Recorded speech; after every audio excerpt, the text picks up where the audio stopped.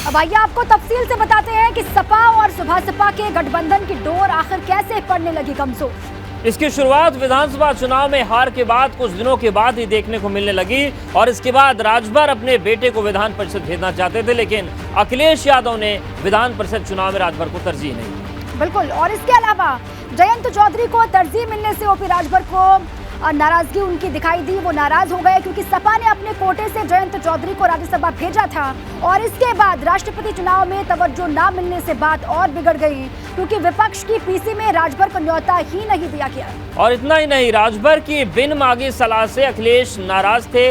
राजभर ने AC room से निकलने की सलाह दी थी। राजभर के बयान पर अखिलेश यादव ने कहा था कि सपा को किसी की भी सलाह की जरूरत नहीं। और देखिए, सपा से राजभर को गिफ्ट में मिली थी एसी गाड़ी और राजभर ने गाड़ी के इस्तेमाल से इनकार कर दिया। उन्होंने कहा कि वो उस गाड़ी का इस्तेमाल नहीं करते हैं और गाड़ी की बात सामने आने से बात और बिगड़ गई। सुभासपा दफ्तर में मौजूद है सपा की फॉर्च्यूनर गाड़ी, जिसको लेकर विवाद और भी बढ़ता हुआ दिखाई दे रहा है। चले सीधे ग्राउंड पर आपको लिए चलते हैं, लखनऊ लिए चलते हैं। वहां से हमारे साथी शैलेश अरोड़ा जुड़ चुके हैं, सीधे उन्हीं का रुख कर लेते हैं। शैलेश, क्या आप देखिए, क्योंकि जो बात कहनी थी ओम प्रकाश राजभर को, वो बात वो पीसी के माध्यम से कह चुके हैं। अब उन्होंने सब कुछ डाल दिया है अखिलेश यादव के पाले में। उन्होंने कहा कि जब तक अखिलेश यादव साथ रखेंगे तब तक हम साथ रहेंगे, हम कहीं जाने वाले नहीं हैं। गेंद अखिलेश यादव के पाले में। देखिए, फिलहाल जो तस्वीर है साफ समझा जा सकता है कि अब सपा और सुभासपा का गठबंधन जो है वो सिर्फ नाम के लिए रह गया है। असल में वो गठबंधन अब बचा ही नहीं है एक तरह से। अगर आप देखें, फर्क सिर्फ इतना है कि अपनी तरफ से ओम प्रकाश राजभर ये नहीं कहना चाह रहे, ये कहने से बच रहे हैं कि हम गठबंधन को खत्म कर रहे हैं, हम अलग हो रहे हैं। वो ये इंतज़ार कर रहे हैं कि अखिलेश यादव जो है उनकी तरफ से इस चीज़ का ऐलान किया जाए और शायद जो परिस्थितियां हैं, जो बयान है, कहीं ना कहीं वो इस तरह से बनती हुई नज़र आ रही है कि उन्हें लगता है कि बहुत जल्द अखिलेश यादव इस तरह का ऐलान कर देंगे।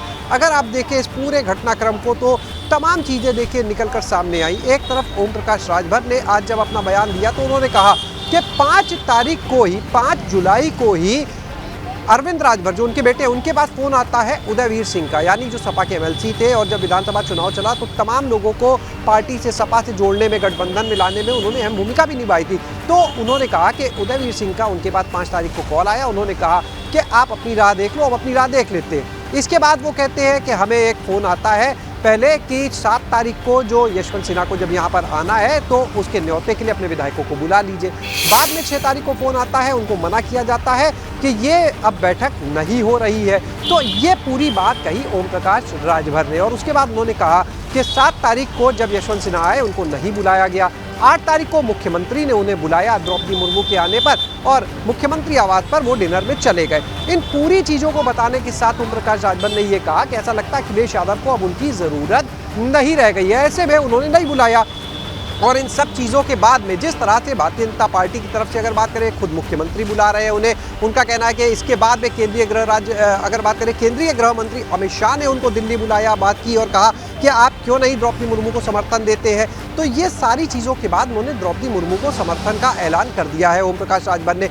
लेकिन जब इसके दूसरे पहलू की तरफ हम गए, हमने उदयवीर सिंह से भी बात की और इस चीज़ में एक बड़ी चीज़ जो थी वो ये कि ओम प्रकाश राजभर ने कहा कि उन्होंने कई बार वक्त मांगा कि वो अखिलेश यादव से मिल पाए और बीच में मीडिएटर का नाम दिया। बिल्कुल ठीक है शैलेश, कब से नाराज वो थे, बयान भी लगातार दे रहे थे, माहौल बना रहे थे। अब गेंद डाल दी अखिलेश यादव के पाले में। अखिलेश यादव वो चाहते हैं कि अखिलेश यादव खुद उनको गठबंधन से दूर करे।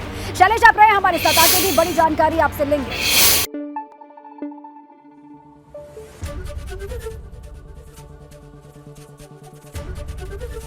एबीपी गंगा, खबर आपकी, जुबान आपकी।